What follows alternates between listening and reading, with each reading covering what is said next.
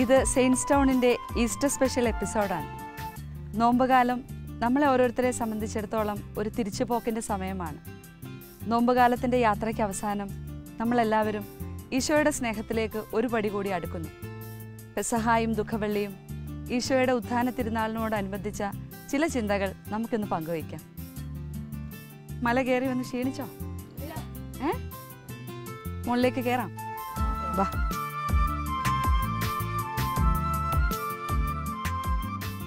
നമ്മളെ നോമ്പുകാലത്ത് മല കയറുന്ന ഏത് ദിവസമാണ്?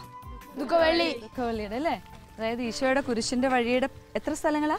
14 സ്ഥലങ്ങളില്ലേ? 14 സ്ഥലങ്ങൾ ഈശോ കുരിശുമായി നടന്ന് നീങ്ങിയ 14 സ്ഥലങ്ങളിലൂടെ ധ്യാനാത്മകമായിട്ട് നമ്മൾ പോകും. ആ സമയം നമ്മൾ നമ്മുടെ ജീവിതങ്ങൾ കുരിശിന്റെ വഴിയോട് ചേർത്ത് വെച്ച് പ്രാർത്ഥിക്കും അല്ലേ?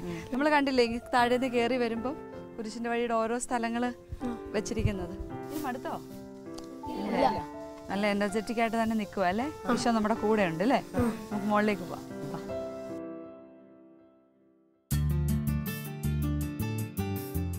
ഈശോയെ കുരിശുമായിട്ട് കയറിയത് ഏത് മലയില?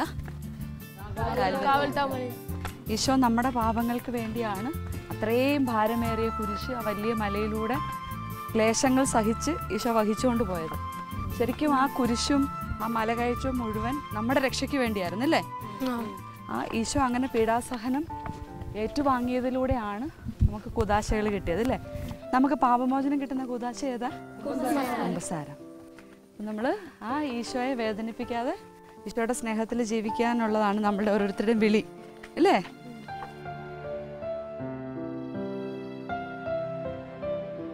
നമ്മളൊക്കെ ഈസ്റ്ററിന് വേണ്ടി എങ്ങനെയൊക്കെയാ ഒരുങ്ങാറുള്ളത്? നോമ്പെടുക്കാറുണ്ട്, സംസാരിക്കും, ഉണങ്ങാതെ പള്ളിയിൽ പോയി അല്ലേ? നമ്മളിങ്ങനെ ഒരുങ്ങുന്നത് പോലെ ലോകം മുഴുവനിലുള്ള ക്രൈസ്തവർ ഈസ്റ്റർ ആഘോഷിക്കുന്നുണ്ട് അല്ലേ? അപ്പം നമ്മൾ ആധ്യാത്മികമായിട്ട് ഒരുങ്ങുന്നത് പോലെ തന്നെ പല ആഘോഷങ്ങളും ഈസ്റ്ററിനോടനുബന്ധിച്ച് പല സ്ഥലങ്ങളിൽ പല രീതികളിൽ നടക്കാറുണ്ട്. ഈസ്റ്റർ എഗ് എന്ന് കേട്ടിട്ടുണ്ടോ? ഈസ്റ്റർ എഗ് കേട്ടിട്ടില്ല അല്ലേ? അതായത് അത് ശരിക്കും യൂറോപ്യൻ രാജ്യങ്ങളിൽ നിന്നാണ് അതിൻ്റെ തുടക്കം. ഈസ്റ്റർ സീസണിൽ നമ്മൾ മുട്ട പല പല വലിപ്പത്തിലുള്ള മുട്ടകൾ അതിൻ്റെ പുറത്ത് കളർ ചെയ്യും, ഡെക്കറേറ്റ് ചെയ്യും, പെയിൻ്റൊക്കെ വെച്ച് പടങ്ങളൊക്കെ വരച്ചിട്ട് അത് അല്ലെങ്കിൽ പല പല കളറുകളിൽ മുട്ടയുടെ പുറത്ത് കളറുകൾ അടിച്ചിട്ട് ഇത് ഗിഫ്റ്റായിട്ട് ഈസ്റ്റർ സീസണിൽ എക്സ്ചേഞ്ച് ചെയ്യും അങ്ങോട്ടും ഇങ്ങോട്ടും. അപ്പം ഈ മുട്ട എന്നുള്ളൊരു സിമ്പലിൽ നിന്ന് ഉദ്ദേശിക്കുന്നത് ഒരു ന്യൂ ലൈഫ്, ഒരു പുതിയ ജന്മം, പുതിയ ജീവിതത്തിൻ്റെ അടയാളം എന്നുള്ളത്. നമുക്കറിയാം ഈ മുട്ട വിരിഞ്ഞ് കുഞ്ഞ് പുറത്തേക്ക് വരും അല്ലേ? പക്ഷികളാണെങ്കിലും കോഴിക്കുഞ്ഞൊക്കെ ആണെങ്കിലും മുട്ടത്തോട് വിരിഞ്ഞ് പുറത്തേക്ക് വരും. നമുക്കറിയാം ഈശോയുടെ കുരിശുമരണം കഴിഞ്ഞ് ഈശോയെ കല്ലറയിൽ അടക്കിയില്ലേ?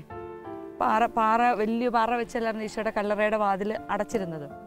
അപ്പം ഈ 3 ദിവസത്തെ ആ 3 ദിവസത്തിന് ശേഷം ഈശോ ഈ മരണത്തെയും പരാജയപ്പെടുത്തി ഉദ്ധാനം ചെയ്തു അല്ലേ? അതിലൂടെ ആ ഉദ്ധാനത്തിലൂടെ നമുക്കെല്ലാം ഒരു പുതിയ ജീവിതം കർത്താവ് സമ്മാനിക്കുകയാണ് ചെയ്യുന്നത്. അപ്പം ഈസ്റ്റർ എന്ന് പറയുന്നതിൻ്റെ മെസ്സേജ് ഒരു ന്യൂ ലൈഫ്. അപ്പോൾ അതാണ് മുട്ട സിമ്പിളാക്കി എടുക്കാനുണ്ടായ കാര്യം. പല രാജ്യങ്ങളിലും ഈസ്റ്റർ എഗ്ഗുമായിട്ട് ബന്ധപ്പെട്ട സെലിബ്രേഷൻസ് വളരെ ഡിഫറെൻ്റാണ്. അപ്പോൾ ഈസ്റ്റർ എഗ്ഗിൻ്റെ ഈ ഈസ്റ്റർ എഗ്ഗ് സമ്മാനമായിട്ട് എക്സ്ചേഞ്ച് ചെയ്യുന്നത് ഈ ഒരു കൾച്ചർ ആരംഭിച്ചത് യൂറോപ്യൻ രാജ്യങ്ങളിൽ നിന്നാണ്. അപ്പോൾ യൂറോപ്പിൽ ഈ ഈസ്റ്റർ സീസണിൽ നടക്കുന്ന ഒരു കാര്യം എങ്ങനെയാണെന്ന് വെച്ചാൽ ഇവർ ഈ എഗ് ഹണ്ട് എന്ന് പറഞ്ഞൊരു ഗെയിം, കുട്ടികളുമായിട്ട് ബന്ധപ്പെട്ടൊരു കാര്യമാണ് എഗ് ഹണ്ട് എന്ന് പറഞ്ഞാൽ. അതായത് ഈസ്റ്റർ സീസണിൽ ഇങ്ങനെ കുട്ടികൾക്ക് വേണ്ടി ഒരു ഗെയിം സംഘടിപ്പിക്കും. ഇങ്ങനെ ഡെക്കറേറ്റ് ചെയ്ത മുട്ടകൾ പല സ്ഥലങ്ങളിൽ ഒളിപ്പിച്ച് വെക്കും. അത് ഇൻഡോർ ഗെയിമായിട്ടും ഔട്ട്ഡോർ ഗെയിമായിട്ടും ആളുകൾ കണ്ടക്ട് ചെയ്യാറുണ്ട്. അപ്പോൾ ഈ മുട്ടകൾ ഒളിപ്പിച്ച് വെച്ചിട്ട് ഈ പിള്ളേർ ഓടി നടന്ന് കണ്ടുപിടിക്കണം. അപ്പോൾ ഏറ്റവും അധികം മുട്ടകൾ കണ്ടുപിടിക്കുന്നവരായിരിക്കും ആര്? വിന്നർ അല്ലേ? അതുപോലെ തന്നെയാണ് ഈസ്റ്റർ കാർഡ്സ്. നമ്മൾ ക്രിസ്മസിനാണ് പലപ്പോഴും കാർഡ്സ് പോപ്പുലർ ആവുന്നത്. പക്ഷേ ഇംഗ്ലണ്ടിലൊക്കെ ഈസ്റ്റർ സീസണിൽ എല്ലാവരും ഗ്രീറ്റ് ചെയ്തുകൊണ്ട് കാർഡ്സ് എക്സ്ചേഞ്ച് ചെയ്യാറുണ്ട്. ഈസ്റ്റർ സീസണിൽ നിങ്ങൾ ശ്രദ്ധിച്ചിട്ടുണ്ടോ നമ്മുടെ പള്ളികളിലെ ഓൾട്ടറിൽ ഈസ്റ്റർ രാത്രി പാതിരാ കുർബാനയ്ക്ക് ഓൾട്ടറൊക്കെ ഡെക്കറേറ്റ് ചെയ്യുന്ന എന്ത് കളർ പൂക്കളും ഉണ്ടാകും? വൈറ്റ് അല്ലേ? അതായത് ഈസ്റ്ററിൻ്റെ ഒരു കളറെന്ന് വേണം നമുക്ക് വൈറ്റിനെ വിശേഷിപ്പിക്കാം അല്ലേ? ഈശോയുടെ കയ്യിലൊരു ഫ്ലാഗ് ഉണ്ടല്ലേ, വിജയത്തിൻ്റെ പതാക, അതിൻ്റെ കളർ എന്താ? വൈറ്റ്. അപ്പോൾ ഈ വെള്ളപ്പൂക്കൾ, പ്രത്യേകിച്ച് ലില്ലിപ്പൂക്കളാണ് ഈസ്റ്റർ ലില്ലി എന്നാണ്. നിങ്ങൾ ശ്രദ്ധിച്ചിട്ടുണ്ടോ നമ്മുടെ നാട്ടിലൊക്കെ ലില്ലിപ്പൂക്കൾ മാർച്ച് ഏപ്രിൽ മാസങ്ങളിലാണ് ഉണ്ടാവുന്നത് അല്ലേ? അത് ബാക്കിയുള്ള സമയങ്ങളിൽ ആ ചെടി അവിടെ ഉണ്ടോയെന്ന് പോലും അറിയത്തില്ല. ഈ സീസൺ ആകുമ്പോൾ അത് തനിയെ പൊട്ടിക്കിളിച്ച് നിറയെ പൂക്കളായിട്ട്, ഓറഞ്ചും വെള്ളയും നിറയെ പൂക്കളായിട്ട് നമ്മുടെ നാട്ടിലൊക്കെ കാണാറുണ്ട്. ഇപ്പോൾ യൂറോപ്പിലൊക്കെ ഈ ഈസ്റ്റർ ലില്ലി എന്നറിയപ്പെടാൻ അതിനൊരു ചരിത്രം കൂടിയുണ്ട്. നമുക്കറിയാം ഈശോ ഈ പീഡാസഹനങ്ങളിലേക്കൊക്കെ പോകുന്നതിന് മുമ്പ് എവിടെയാണ് പ്രാർത്ഥിച്ചത്? രക്തം വിയർത്ത് പ്രാർത്ഥിച്ച എവിടെയാണ്? ഗെത്സമനിയിൽ വെച്ചല്ലേ. അപ്പം ഈശോ രക്തം വിയർത്ത് പ്രാർത്ഥിച്ചു. ആ രക്തത്തുള്ളികൾ ആ നിലത്ത് വീണു. ആ വീണ എടുത്ത് ലില്ലി ചെടികൾ മുളച്ചു വന്നു, വെള്ള ലില്ലികൾ മുളച്ചു വന്ന് നിറയെ പൂത്തു എന്നുള്ളത്. അപ്പം ഈ വെള്ള എന്ന നിറം വിശുദ്ധിയെ സൂചിപ്പിക്കുന്നതാണ്. അപ്പോൾ ഈശോയുടെ വിശുദ്ധിയെ വെളിപ്പെടുത്തുന്നതായിരുന്നു ലില്ലിപ്പൂക്കൾ. അതുപോലെ തന്നെ നമുക്കറിയാം, നമ്മൾ വിശുദ്ധിയിലേക്ക് വളരണം. വിശുദ്ധി എന്ന് പറയുന്നത് ദൈവത്തോട് ചേർന്ന് നിൽക്കുന്ന ഒരവസ്ഥയാണ്. അപ്പോൾ ഈ ഒരു അവസ്ഥയിലേക്ക് നമുക്ക് വരണമെന്നുണ്ടെങ്കിൽ നമുക്ക് ഉണ്ടായിരിക്കേണ്ട ഒരു സുഹൃതം എന്ന് പറഞ്ഞാൽ നമുക്ക് അനുതാപമാണ്. എല്ലാത്തിനെയും കീഴ്പ്പെടുത്തിയ ഈശോയാണ് നമ്മുടെ കൂടെ. അപ്പോൾ ഈ ഭൂമിയിൽ ഒന്നും നമ്മളെ അടിമപ്പെടുത്താൻ പാടില്ല. അപ്പം ഈ ഒരു അനുതാപത്തിൻ്റെ കണ്ണുനീര് നമുക്കറിയാം. ഏദൻ തോട്ടത്തിൽ വെച്ച് ആദവും ഹവ്വയും അവർ തെറ്റ് ചെയ്തു. പക്ഷെ പിന്നീട് അവർക്ക് അവരുടെ തെറ്റ് ബോധ്യപ്പെട്ടു. അത് കഴിഞ്ഞപ്പം ഇവരുടെ കണ്ണിൽ നിന്ന് അനുതാപത്തിൻ്റെ കണ്ണുനീർ വീണു. ഇവരുടെ കണ്ണുനീർ വീണ സ്ഥലങ്ങളിലും ലില്ലിപ്പൂക്കൾ വിടർന്നു എന്നാണ് പറയുന്നത്. നമുക്കറിയാം, മാതാവിൻ്റെ മുമ്പിൽ ഏത് മാലാഖയാണ് ഈശോയെ ഗർഭം ധരിക്കും? മംഗളവാർത്ത അറിയിക്കാൻ വന്ന ഗബ്രിയേൽ മാലാഖ. ചില പെയിൻറ്റിങ്സ് നിങ്ങൾ ശ്രദ്ധിച്ചിട്ടുണ്ട്, ഗബ്രിയേൽ മാലാഖയുടെ കയ്യിൽ ലില്ലിപ്പൂവിൻ്റെ ഒരു തണ്ട് ചില പെയിൻറ്റിങ്സിലുണ്ട്. അവിടെയും അതും മാതാവിൻ്റെ പരിശുദ്ധിയെ സൂചിപ്പിക്കുന്നതാണ്. ഇനി ഔസേപ്പിതാവിൻ്റെ കയ്യിൽ ലില്ലിപ്പൂ ഇല്ലേ? അപ്പം ലില്ലിപ്പൂ എന്ന് പറഞ്ഞ് ഈസ്റ്റർ സിമ്പിൾ സൂചിപ്പിക്കുന്നത് വിശുദ്ധി. ഈസ്റ്ററിൻ്റെ ആ ഒരു തിരുനാൾ നമ്മളെ കൊണ്ടുപോകുന്നത് വിശുദ്ധിയിലേക്കാണ്, അല്ലേ? നമ്മൾ ഈ 40-50 ദിവസം നമ്മൾ ഉപവാസം എടുക്കുന്നുണ്ട്. നിങ്ങൾക്ക് ഇഷ്ടമുള്ള കാര്യങ്ങളൊക്കെ നിങ്ങൾ ഉപേക്ഷിക്കുന്നുണ്ട്, അല്ലേ? അപ്പം നമ്മൾ ഈസ്റ്ററുമായിട്ട് ബന്ധപ്പെട്ട് വരുന്ന ഓരോ സിമ്പിൾസിനും അതിനൊരർത്ഥമുണ്ട്. അതിൻ്റെ പിന്നിൽ ഒരു ആധ്യാത്മികതയുടെ അംശവും ഉണ്ട്, അല്ലേ?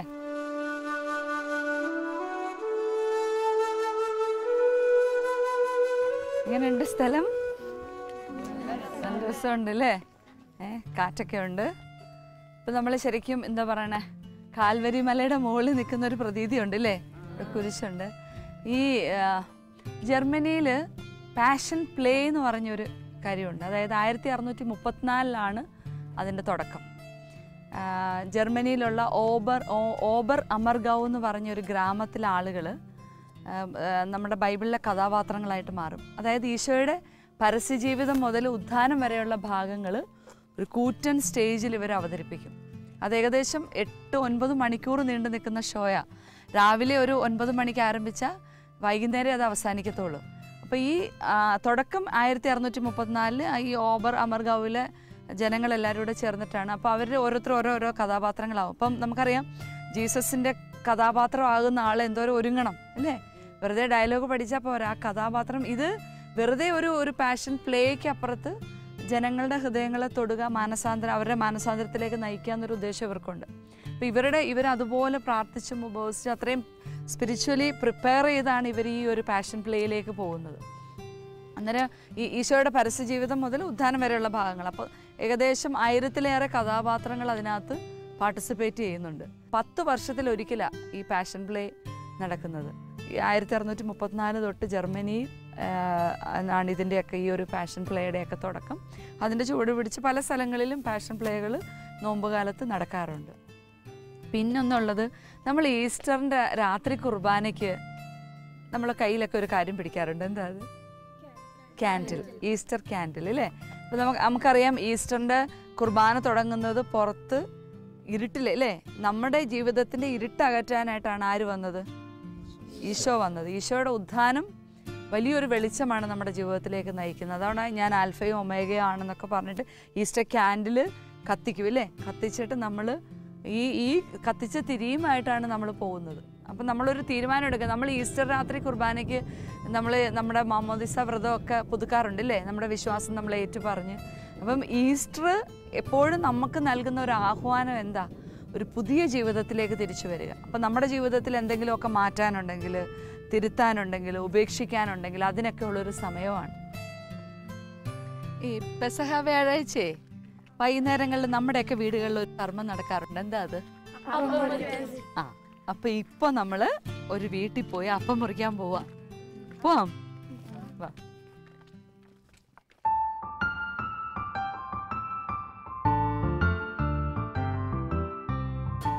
നമ്മളെല്ലാവരും പെസഹ അപ്പം ഭക്ഷിച്ചിട്ടുണ്ട്, അപ്പം മുറിക്കാൻ കൂടിയിട്ടുണ്ട് അല്ലേ?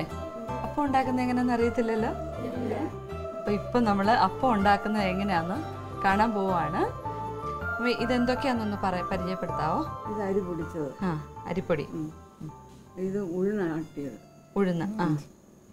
ഇത് തേങ്ങ, ജീരകം, വെളുത്തുള്ളി, ചുമന്നുള്ളി. ഇത് തേങ്ങയും വെളുത്തുള്ളിയും ജീരകവും ചുമന്നുള്ളിയും കൂടെ അരച്ച് വെച്ചിരിക്കുകയാണ്. ഉപ്പ്. ഇത് ഏലക്ക പൊടിച്ചത്. ഇത് തേങ്ങാപ്പാൽ. തലപ്പാൽ വേറെ വെച്ചിരിക്കുന്നു. അപ്പം ഈ തേങ്ങാപ്പാലിനകത്ത് ശർക്കര പാലിന് വേണ്ടിയിട്ട്. അപ്പോൾ തേങ്ങാപ്പാലിൻ്റെ 1-ാം പാല് മാറ്റി വെച്ചിട്ട് ബാക്കി പാലിൽ ശർക്കര കലക്കി വെച്ചിരിക്കുകയാണ്. ഈ പഴം തിളച്ച് കഴിയുമ്പോൾ പഴം പാലിലേക്ക് ഇടുന്നത്. കണ്ടോ, ഉഴുന്ന് അരച്ച് വെച്ചിരുന്നത് അരിപ്പൊടിയിലേക്ക് ചേച്ചി മിക്സ് ചെയ്യുവാണേ. ശ്രദ്ധിച്ചോ. ഇതെന്തൊക്കെയായിരുന്നു? തേങ്ങ, വെളുത്തുള്ളി, ചുമന്നുള്ളി, ജീരകം. അപ്പം ഇതെല്ലാം കൂടെ മിക്സ് ചെയ്യുവാണേ. ഇനി ഇത് മമ്മി പറഞ്ഞ പോലെ ഇത് ആവിയിൽ വെച്ച് പുഴുങ്ങിയെടുക്കും. പിന്നെ വേറെ വെള്ളത്തിൻ്റെ ഒന്നും ആവശ്യമില്ല അല്ലേ? ആവശ്യത്തിന് ഈ തേങ്ങാവെള്ളം ഇതിനകത്തേക്ക് ചേർക്കും. അപ്പം പുഴുങ്ങാനുള്ള മാവ് റെഡി ആയിട്ടുണ്ട്. ഇനിയിപ്പോൾ ചേച്ചി ഇത് ഈ പാത്രത്തിലേക്ക് അത് പരത്തുകയാണ്. ഈ പാത്രത്തിൽ പരത്തിയിട്ടാണ് അത് ആവിയിൽ വെച്ച് അപ്പം പുഴുങ്ങിയെടുക്കുന്നത്.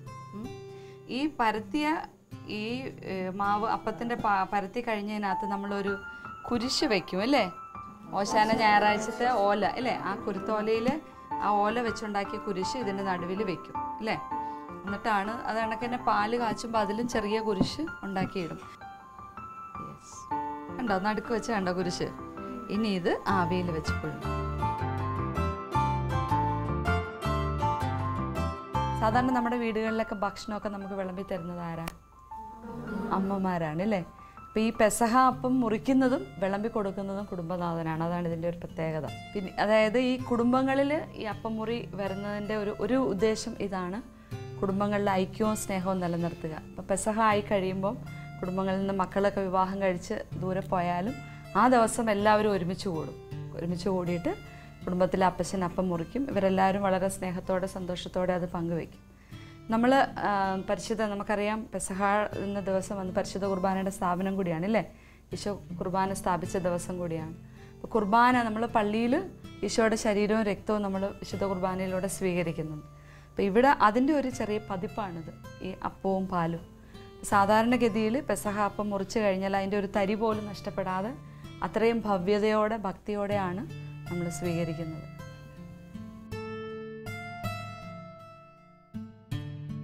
ലൂക്കായുടെ സുവിശേഷം 22-ാം അധ്യായം 8 മുതലുള്ള വചനങ്ങൾ. യേശു പത്രോസിനെ യോഹന്നാനെ അയച്ചുകൊണ്ട് പറഞ്ഞു, നിങ്ങൾ പോയി നമുക്ക് പെസഹ ഭക്ഷിക്കേണ്ടതിന് ഒരുക്കങ്ങൾ ചെയ്യുവൻ. അവർ അവനോട് ചോദിച്ചു, ഞങ്ങൾ എവിടെ ഒരുക്കണമെന്നാണ് നീ ആഗ്രഹിക്കുന്നത്? അവൻ പറഞ്ഞു, ഇതാ നിങ്ങൾ പട്ടണത്തിലേക്ക് പ്രവേശിക്കുമ്പോൾ ഒരു കുടം വെള്ളം ചുമന്നുകൊണ്ട് ഒരുവൻ നിങ്ങൾക്കെതിരെ വരും. അവൻ പ്രവേശിക്കുന്ന വീട്ടിലേക്ക് നിങ്ങൾ അവനെ പിന്തുടരുക. ആ വീടിൻ്റെ ഉടമസ്ഥനോട് പറയുക, ഗുരു നിന്നോട് ചോദിക്കുന്നു, എൻ്റെ ശിഷ്യന്മാരോട് കൂടെ ഞാൻ പെസഹ ഭക്ഷിക്കുന്നതിനുള്ള വിരുന്നുശാല എവിടെയാണ്? സജ്ജീകൃതമായ ഒരു വലിയ മാളിക മുറി അവൻ നിങ്ങൾക്ക് കാണിച്ചു തരും. അവിടെ ഒരുക്കുക. അവർ പോയി അവൻ പറഞ്ഞതുപോലെ കണ്ടു പെസഹ ഒരുക്കുകയും ചെയ്തു. നമ്മുടെ കർത്താവായ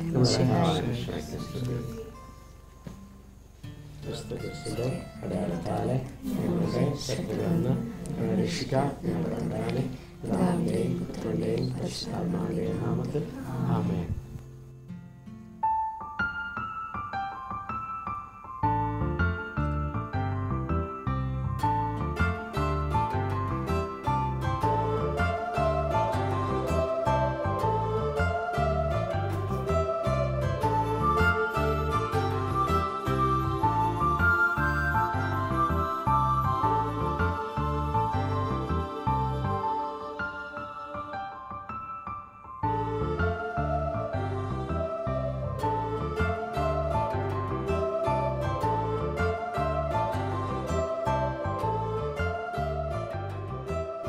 സാധാരണ മുൻകാലങ്ങളിൽ എല്ലാ വീടുകളിലും അപ്പം മുറി കഴിഞ്ഞു കഴിഞ്ഞാൽ ഈ പുത്തമ്പാന വായനയുണ്ട്. നിങ്ങൾ കേട്ടിട്ടുണ്ടോ പുത്തമ്പാന?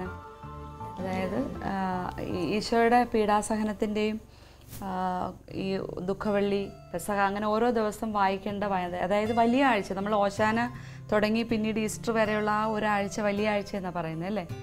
അപ്പം എല്ലാ വീടുകളിലും ആ വെള്ളിയാഴ്ചകളിൽ സന്ധ്യാനേരങ്ങളിൽ ഈ പാനവായനയുണ്ട്. അപ്പം പുത്തമ്പാന രചിച്ചത് ഒരു വിദേശ മിഷണറിയാണ്, അർണോസ് പാതിരി എന്ന് പറയും. അദ്ദേഹം ജർമ്മനിയിൽ നിന്ന് വന്ന മിഷണറിയാണ്. കേരളത്തിലെത്തി മലയാള ഭാഷ പഠിച്ച് എഴുതിയതാണ്. ഇന്ന് 10ാം പാദമാണ് വായിക്കുന്നത്. അതായത് ഈ പെസഹ ആചരിക്കുന്നതിൻ്റെ ഭാഗമാണ് ഇന്ന് നമ്മൾ കേൾക്കാൻ പോകുന്നത്. അപ്പോൾ ഓരോ ദിവസവും അതാത് ഇപ്പോൾ ദുഃഖവെള്ളിയായിട്ട് ബന്ധപ്പെട്ട് വരുവാണ് ഈശോയുടെ മരണമാണ്. അപ്പോൾ അന്നത്തെ ദിവസം വായിക്കുന്നത് ആ ഭാഗത്തിലാണ്. അപ്പോൾ അത് നമുക്കിന്നത് കേൾക്കാം. ഒരു പാട്ട് കേൾക്കുന്നതിനേക്കാൾ ഉപരി അത് ശരിക്കും നമ്മൾ ധ്യാനിച്ച് കേൾക്കണം എന്നാണ് പറയുന്നത്. ധ്യാനിച്ച് കേൾക്കുമ്പോഴത്തേക്ക് ഈശോയുടെ ആ ജീവിതത്തിലൂടെ നമുക്ക് യാത്ര ചെയ്യാനായിട്ട് പറ്റും. പുളിയാത്തപ്പം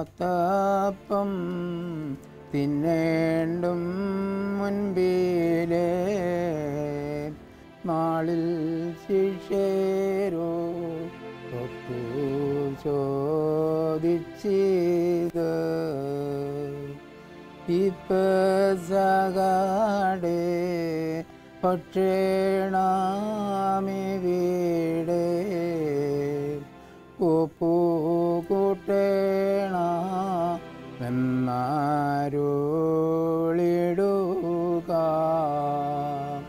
പരമവരൻ വിചിക തമ്പുരാൻ അരുളി ചെയ്തു ശിഷ്യാജനത്തോട്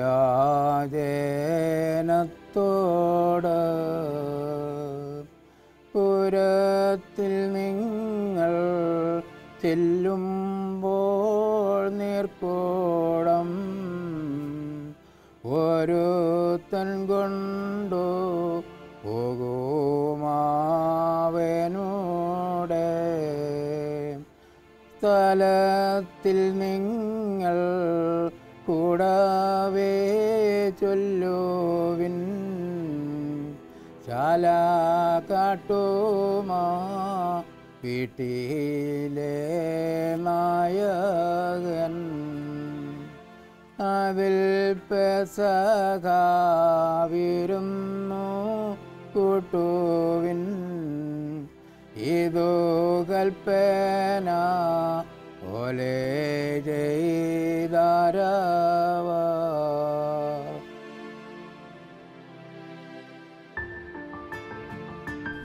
പിതാവേ ഈശോമിശിഹായ്ക്ക് സ്തുതിയായിരിക്കും. എപ്പോഴും സ്വീകരിക്കട്ടെ. ഇത് അഭിവന്യ അലക്സ് വടക്കുംതല പിതാവ് കണ്ണൂർ രൂപതയുടെ മെത്രാനാണ്. പിതാവെ, ഞങ്ങൾക്ക് ഒരുപാട് സന്തോഷം ഈസ്റ്ററിൻ്റെ ഈ ഒരു സ്പെഷ്യൽ എപ്പിസോഡിൽ പിതാവിനോടൊപ്പമായിരിക്കുന്ന ഈ സമയങ്ങൾ. പിതാവെ, ഈസ്റ്ററുമായിട്ട് ബന്ധപ്പെട്ട ധാരാളം കാര്യങ്ങൾ, പല സ്ഥലത്തെ ആഘോഷങ്ങൾ വ്യത്യാസമാണ്. അതിനുപരി ഒരുപാട് അർത്ഥപൂർണ്ണമാണ് ഈസ്റ്റർ എന്ന തിരുനാൾ. അപ്പം ക്രിസ്മസ് എപ്പോഴും ഡിസംബർ 25 ആണ്. ഈസ്റ്ററിൻ്റെ തീയതികൾ എല്ലായ്പ്പോഴും തന്നെ മാറി മാറി വരും. അതെന്തുകൊണ്ടാണ്?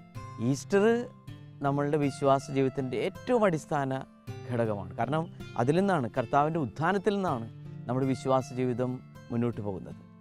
പിന്നെ ശരിയാണ്, ക്രിസ്മസ് ഡിസംബർ 25 ഫിക്സ്ഡ് ആണ്. ആരോട് ചോദിച്ചിട്ടുണ്ടെങ്കിലും ക്രിസ്മസ് എന്നാണ് ചോദിച്ചിട്ടുണ്ടെങ്കിൽ പറയും ഡിസംബർ 25 എന്നാണ്. നല്ല ഒരു ചോദ്യമാണ്. എപ്പോഴും നമ്മൾ ചിന്തിക്കേണ്ടതാണ്, എന്തുകൊണ്ട് ഈസ്റ്ററിന് ഒരു ഫിക്സ്ഡ് ഡേറ്റ് ഇല്ല?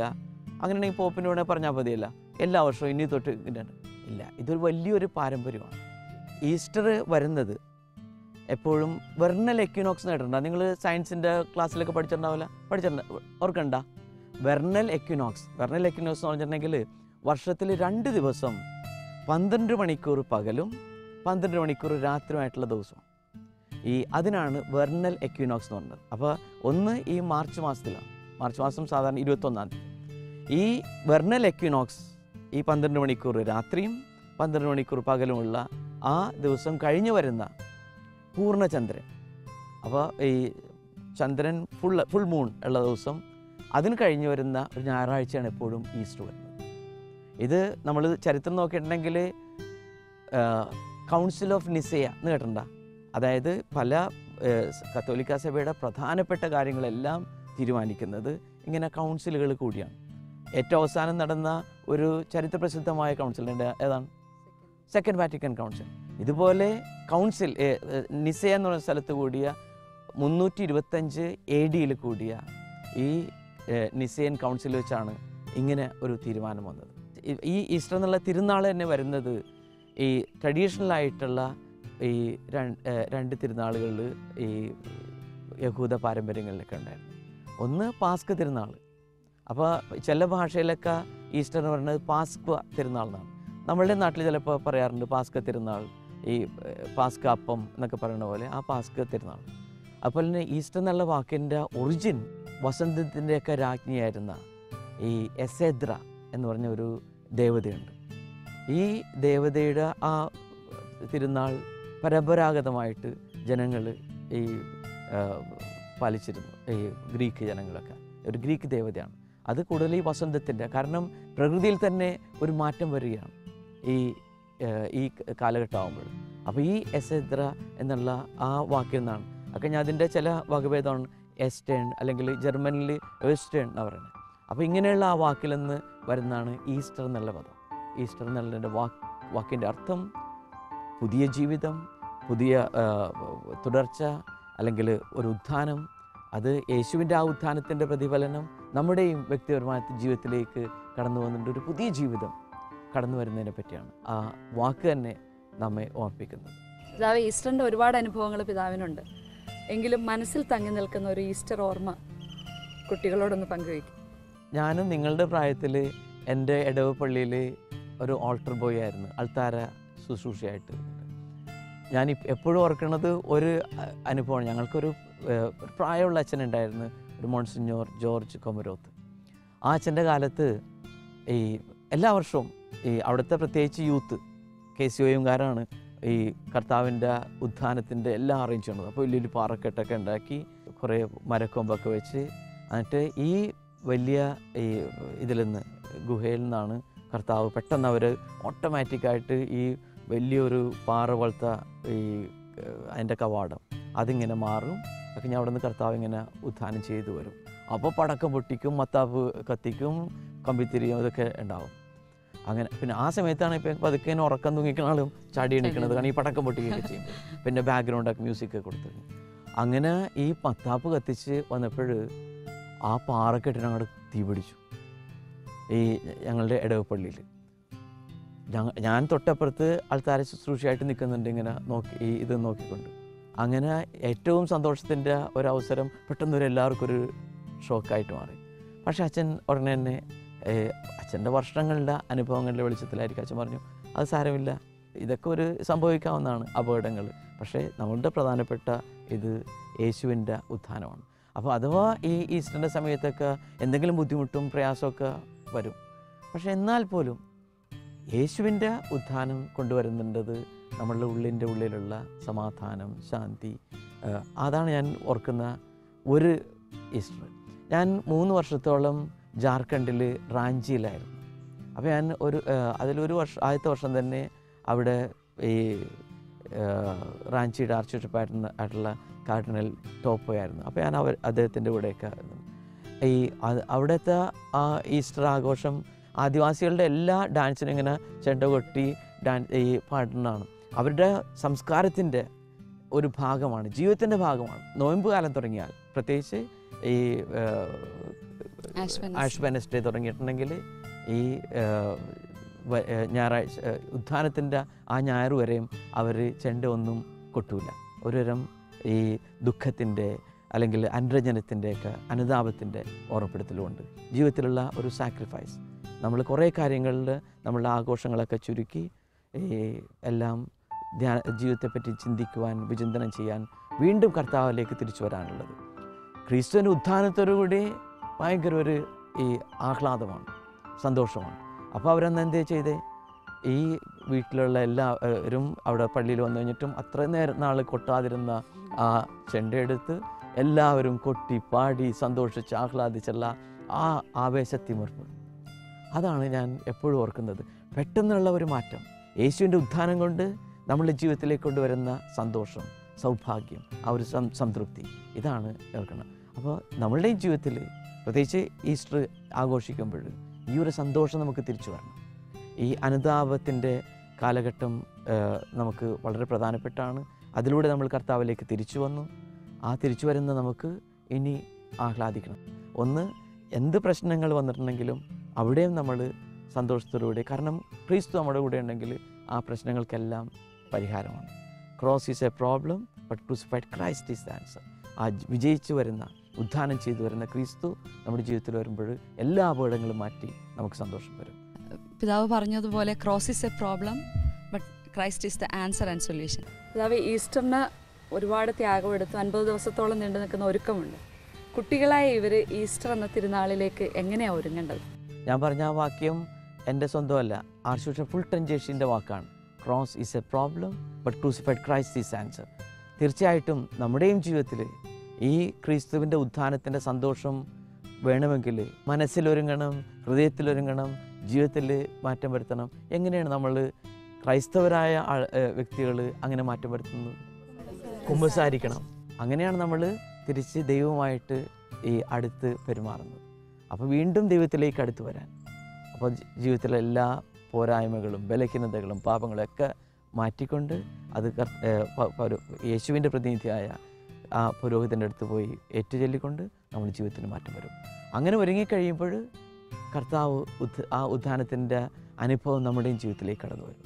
അപ്പോഴാണ് നമ്മൾ ആഹ്ലാദിക്കാൻ സാധിക്കുന്നത്. പിതാവെ, ഈ ഒരുപാട് തിരക്കിൻ്റെ സമയമായിരുന്നു, എങ്കിലും ഞങ്ങളോടൊപ്പം ചെലവഴിക്കാൻ തന്ന ഈ സമയത്തിനും പിതാവിൻ്റെ വലിയ മനസ്സിനും ഒത്തിരി നന്ദി.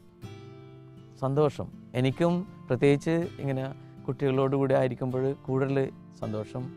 നമ്മളുടെ എല്ലാ സമൂഹത്തിലെ എല്ലാ കുടുംബങ്ങളിലും നിങ്ങളാണ് ഏറ്റവും പ്രധാനപ്പെട്ട ആൾക്കാർ. കാരണം നിങ്ങളാണ് ആ കുടുംബത്തിലൊക്കെ സന്തോഷം കൊണ്ടുവരുന്നത്. എൻ്റെ ജീവിതത്തിലേക്ക് നിങ്ങൾ കൊണ്ടുവന്ന സന്തോഷത്തിന് എനിക്ക് ഒത്തിരി സംതൃപ്തിയുണ്ട്. അപ്പോൾ എല്ലാവർക്കും ഈസ്റ്റർ മംഗളങ്ങൾ ആശംസിക്കുന്നു.